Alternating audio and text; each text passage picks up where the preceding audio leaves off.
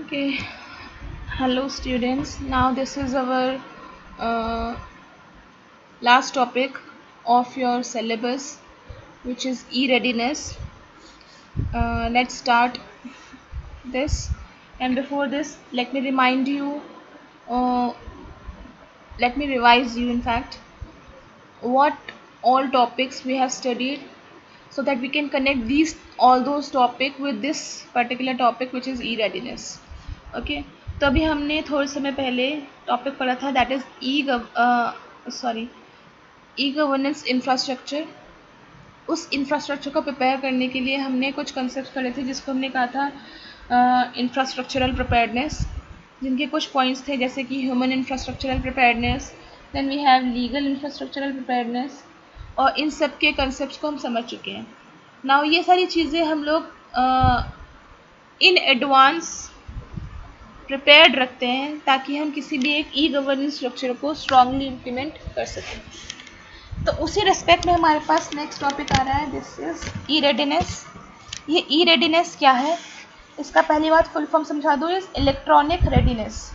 ठीक है, it is similar to what we have studied in infrastructural preparedness, but it specifically refers to electronic revolution towards the e-governance infrastructure. Okay, so what is e-readiness?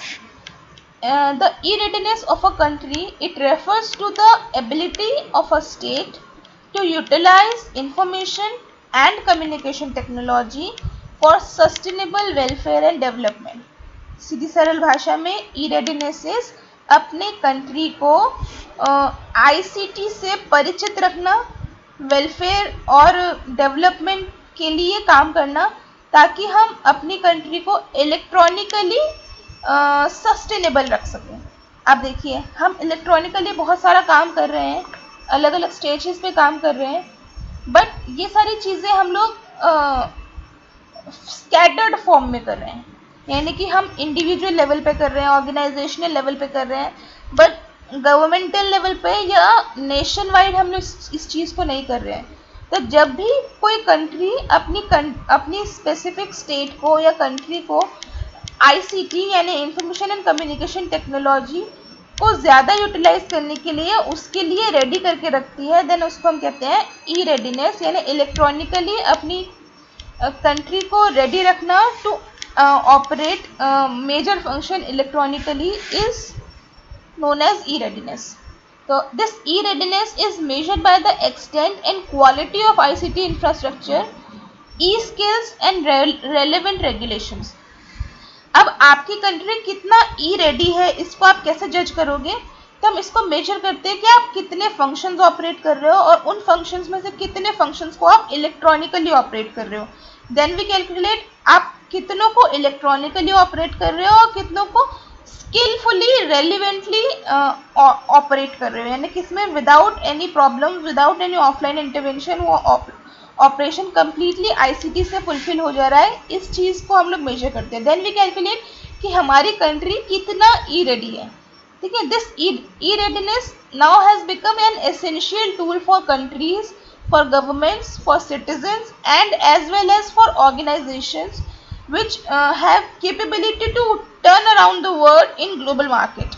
तो आपकी country, आपकी organisation कितना ई ready है, it defines कि आपकी organisation या आपकी country कितना केपेबल है, उसका क्या स्टेटस है किसी ग्लोबल मार्केट में। तो अगर आपकी country completely overall electronically fulfilled है, completely e ready है, then you are considered as pro, what do you say? मतलब बेसिकली हम क्या करते हैं, हम ये इंश्योर कर लेते हैं ई रेडीनेस की हेल्प से कि हम हर प्रॉब्लम्स को इलेक्ट्रॉनिकली रिजॉल्व कर सकते हैं, and without any human intervention we are capable to rebuild the structure alone in less amount of time. ठीक है, it also basically supports international socio-economic development by transforming the traditional methods of relaying information into more efficient contemporary methods. तो हम इससे दूसरी चीज़ क्या होगी, information sharing बहुत easy and efficient हो जाएगी। यानी अब क्या होगा, जहाँ पे अलग अलग स्ट्रक्चर्स में हम इंफॉर्मेशन को शेयर करते हैं, अगर वो ऑफलाइन शेयर करने की बजाय हम इलेक्ट्रॉनिकली या ऑनलाइन शेयर करने लगेंगे through out the media without any offline intervention, then will be more socially and economically independent and developed within this country, right? ये इकोनॉमिक स्ट्रक्चर क्या होता है, हमें एक अलग ही स्टेटस प्रोवाइड करता है मल्टीपल ऑर्गेनाइजेशंस या वर्ल्ड की रेस में। तो इन सब का काम क्या है, हमें उस स्ट्रक्चर को प्रोवाइड कराना जिससे हम अपनी डे टू डे लाइफ को ऑल्टर कर सकें, मेंटेन कर सकें और ज़्यादा स्विफ्टली ऑपरेट कर सकें। ठीक है, now let us formally define e readiness. E readiness basically defines as e ready community as one that has following.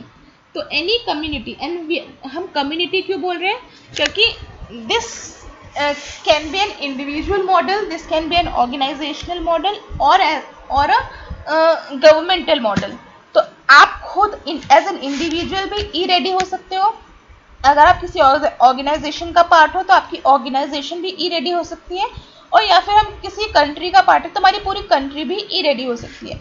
तो जिस स्केल पे आप जितना ज़्यादा इलेक्ट्रॉनिकली डिपेंडेंट हो गए वो उस कम्युनिटी को बिलोंग करता है। तो किसी भी कम्युनिटी को आप ई रेडी कम्युनिटी कब कहोगे, जब उसमें ये फॉलोइंग कैरेक्टरिस्टिक्स होंगी। द कैरेक्टरिस्टिक्स में includes high speed access in the competitive market, यानी जिस क्षेत्र में आप काम कर रहे हो उसी क्षेत्र में काम करने वाले और लोगों के साथ आप कितना इलेक्ट्रॉनिकली डिपेंडेंट हो। कहने का मतलब क्या है, अगर हम 5 इंडिविजुअल्स लें और वो पांचों इंडिविजुअल्स इलेक्ट्रॉनिकली डिपेंडेंट है, बट आप बाकी के 4 जो है वो आपसे ज़्यादा ई रेडी है, तो यानी ज़्यादा इलेक्ट्रॉनिक सर्विसेज ऑपरेट कर रहे हैं, देन आप उनसे कम ई रेडी माने गए। तो हम कब कहेंगे आपको ई रेडी, जब आप सबके मुकाबले बेहतर हो। ठीक है, next is with constant access and application of ICTs in school, government offices, businesses, health care facilities and homes. तो जब हमारे इन मेजर एरियाज में ICT कंप्लीटली इम्प्लीमेंट हो जाएगा, then only we can say that हमारी community is e ready. Next is user privacy and online security.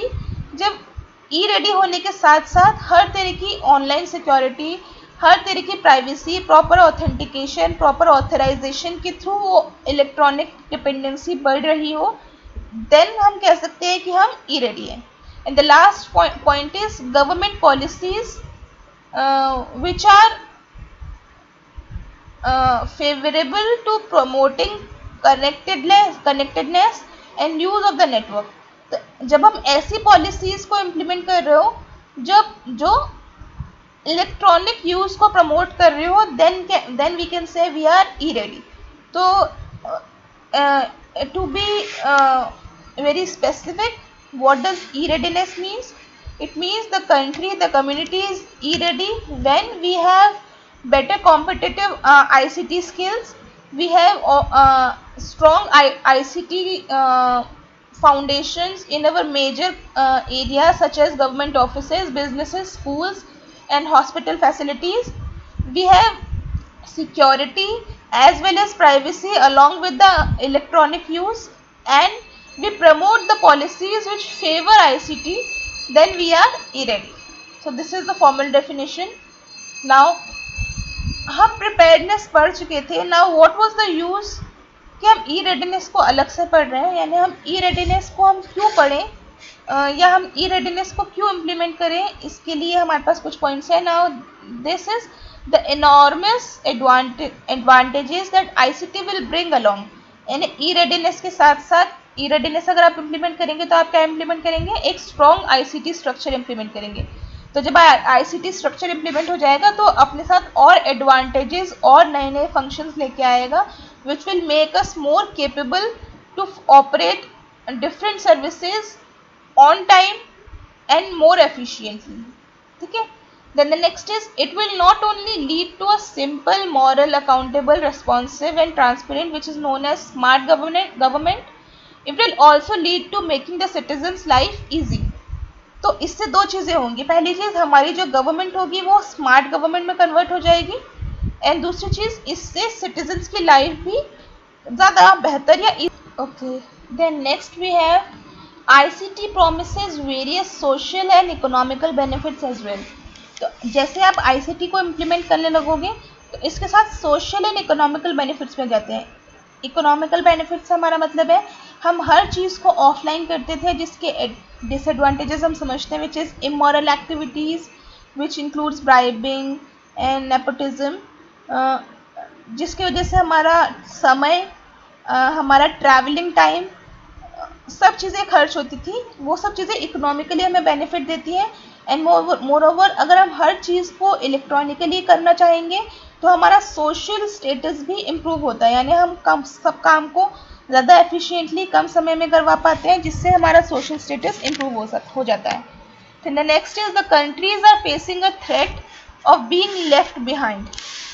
तो अगर ई रेडीनेस रहेगी तो इस थ्रेट से भी हम रिलीफ पा सकते हैं कि हम डेवलपिंग कंट्री न रह के डेवलप्ड कंट्री की रेस में कम से कम रहने वाले हैं। न सिर्फ ना ही हम पिछड़े होते जाएं, बल्कि हम आगे बढ़ने के साथ काम कर रहे हैं। इस चीज़ को ICT और ई रेडीनेस प्रॉमिस करती है। Then the next is international leaders, foreign donors and leading agencies are integrating ICT into developed and aid programs। तो बड़े बड़े स्ट्रक्चर्स में आप ICT का रोल देख पा रहे हैं।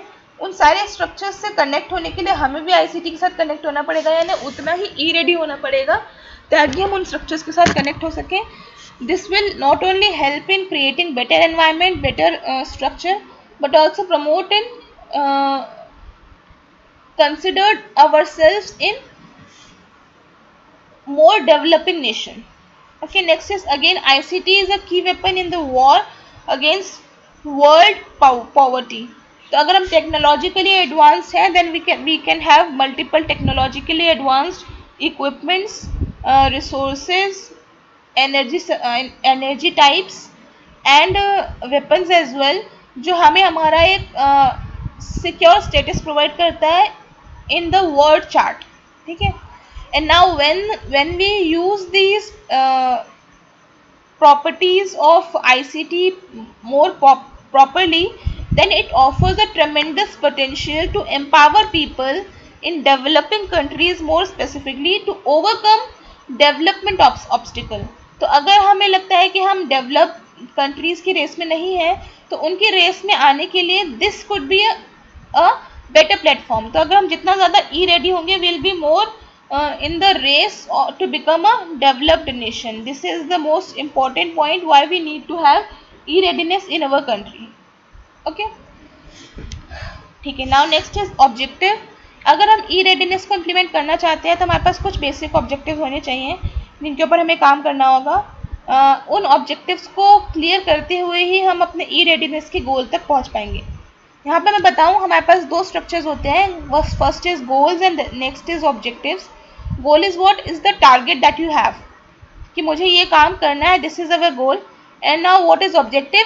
To reach to your goal you need multiple small objectives. जिन ऑब्जेक्टिव्स को आप क्लियर करते चलेंगे तब आप किसी एक गोल तक पहुंच पाएंगे। तो अगर आप ई रेडीनेस को अचीव करना चाहते हैं तो उसको अचीव करने के लिए आपको छोटे छोटे स्ट्रक्चर्स चाहिए, जो अगेन बहुत छोटे नहीं है, अपने आप में खूब बड़े स्ट्रक्चर्स हैं। उन स्ट्रक्चर्स को अगर आप काम कर लेते हैं देन आप कह सकते हैं कि हम ई रेडीनेस की तरफ बढ़ रहे हैं। उनमें से first point is your E infrastructure, जिसके बारे में हम पढ़ चुके हैं, इलेक्ट्रॉनिक इंफ्रास्ट्रक्चर। यानी कि हर कम्युनिटी, हर गवर्नमेंट ऑर्गेनाइजेशन, हर गवर्नमेंट डिपार्टमेंट को आप इस तरह से डिज़ाइन करें कि उनका एक इलेक्ट्रॉनिक वर्जन अवेलेबल हो। अगर वो फुली फंक्शनल है then it is very good. Even if अगर वो फुली फंक्शनल नहीं है तो अपनी प्रेजेंस तक शो करें। वो ट्रांजैक्शंस तक नहीं भी पहुंच पा रहे हैं तो इनिशिएशंस रखें ताकि हम उस ऑब्जेक्टिव को पहुंचा सकें कि हमारे पास एक इलेक्ट्रॉनिक इंफ्रास्ट्रक्चर एग्जिस्ट करता है हमारी गवर्नमेंट का, हमारे गवर्नमेंटल डिपार्टमेंट का। And this should be done more efficiently which promise both privacy and security of citizens data. ठीक है, then the next we have is e economy. हमारी इकोनॉमी को भी इलेक्ट्रॉनिक फॉर्म में कन्वर्ट करना है, जिसको मोस्ट पॉपुलरली हम ई कॉमर्स के नाम से जानते हैं।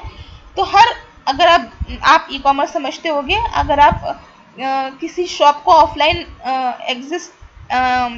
रेफर कर रहे हैं और उसी शॉप का आपको कोई ऑनलाइन वर्जन मिलता है जिसको आप घर बैठे एक्सेस कर सकते हैं, then this is known as e commerce and this e commerce generate your e economy. तो इस ई इकोनॉमी को इम्प्लीमेंट करने में इस ई कॉमर्स का बहुत बड़ा रोल है, which is done using ICT business. ICT को बिजनेस के फॉर्म में एक्सपेंड करना, where e-readiness equals computers access and economy refers to electronic structure which should be built on time by using computer hardware, better network accesses, which will solve our problem of establishing an e-economy status. So next is your e-society. E-society का मतलब क्या है?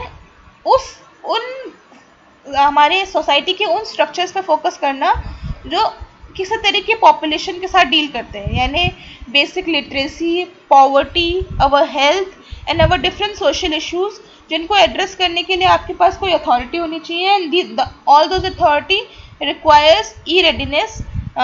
अगर वो ई ready है then हम उस पूरे स्ट्रक्चर को ई सोसाइटी के नाम से रेफर कर सकते हैं। इस पूरे प्रोसेस में computers are very useful. Computers ना तो सिर्फ उन पूरे स्ट्रक्चर्स का कम्युनिटी का डेटा एक्सेप्ट करते हैं, बट वो इलेक्ट्रॉनिकली इस चीज़ों को प्रमोट करते हैं, यानी इलिटरेसी को डिग्रेड करते हैं, यानी लिटरेसी को प्रमोट करते हैं, पॉवर्टी को डिग्रेड करते हैं and so on, better health care services provide कराते हैं। तो this was e society. Then the next we have is e governance. E governance हम पूरा सब्जेक्ट ही पढ़ रहे हैं एंड ई गवर्नेंस का बेसिक फोकस है हमारी गवर्नमेंट ऑर्गेनाइजेशन को ऑफलाइन प्रोसेस को through re engineering online process में कन्वर्ट कराना। इन सब चीज़ों के लिए हमें क्या चाहिए? Again computers, access and establishment of better network. Okay, now this is your e governance model which helps in creating regular reports of E readiness. आप इस वेबसाइट को रेफर कर सकते हैं। यहाँ पे आप देखेंगे आपको ई रेडीनेस एक्सेस रिपोर्ट्स मिलेंगी ईयर बाय ईयर। ऑल्दो हमारी country is not popularly E ready, हम और कंट्रीज़ की देखेंगे तो वहाँ पे ईयरली हमारी ई रेडीनेस रिपोर्ट जनरेट होती है, जहाँ पे हम असेसमेंट्स करते हैं कि हमने अपनी कंट्री को ई रेडी बनाने के लिए किस एफर्ट्स में काम किया, कितना काम किया, ताकि उसको हम जज कर सकें और नेक्स्ट ईयर उसमें इम्प्रूव कर सकें। तो this was it. I hope lecture clear होगा। Please let me know if you having doubts. Thank you.